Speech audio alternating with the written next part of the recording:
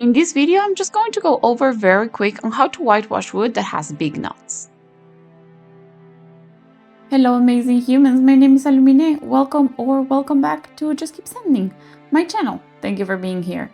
For the purpose of this quick tutorial, I am going to be using this Hemnes dresser from IKEA I redid a couple of weeks back, constructed with pine.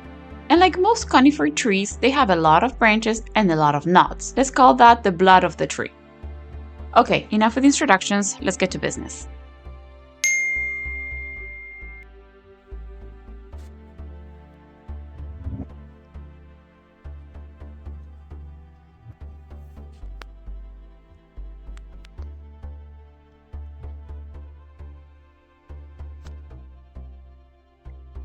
When using traditional methods for whitewashing, these knots will bleed. Maybe not right away, but they can take a couple of days or weeks and will end up popping through the finish. But no worries, because pine and its siblings can be whitewashed, but there are extra steps that we need to take. In the case of this dresser, I removed the stubborn finish to reveal this light pink yellowish tone. I did my final sanding with 220, and after that, here where it comes the extra step. I had to seal the whole piece. To lock the tannins and sap bleeding through, it's necessary to use a sanding sealer. It could be the wax shellac, and brands like Mohawk, Minwax, Verithane, they all carry it, but the most available one in big stores is the Zinsser Seal Coat. But, very typical of me, as you know, I didn't have that and I wasn't planning of buying anything. So I used this clear Zinsser Shellac that I had that is also perfect for blocking tannins.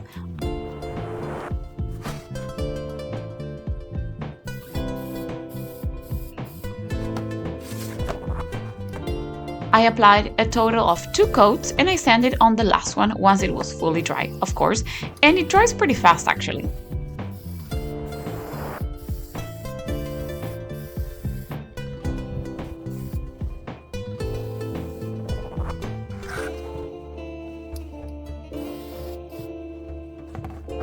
To whitewash on bare wood, I would apply watered down paint, usually 1:4 ratio, and then wipe off the excess right away.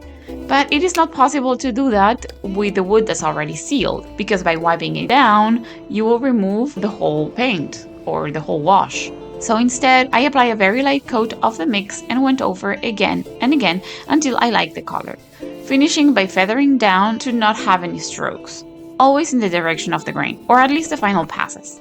It is necessary to make sure that it's fully dry before applying another coat. In the case of these drawers, with 1 coat was more than enough. I like using the sponge method for small surfaces like this, but a wide bristle brush is also perfect. Just remember to feather it down at the end. Finally, let it dry and top coat with water-based poly, as oil-based will always yellow over time.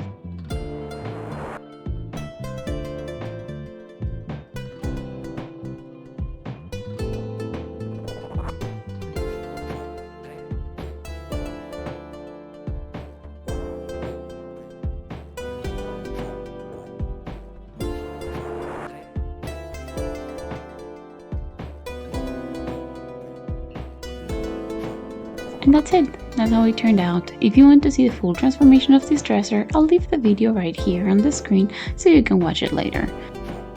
And if you enjoyed it or learned something new today, I hope you consider subscribing and tap that like button too. Thanks for watching and I'll see you in the next video. Bye!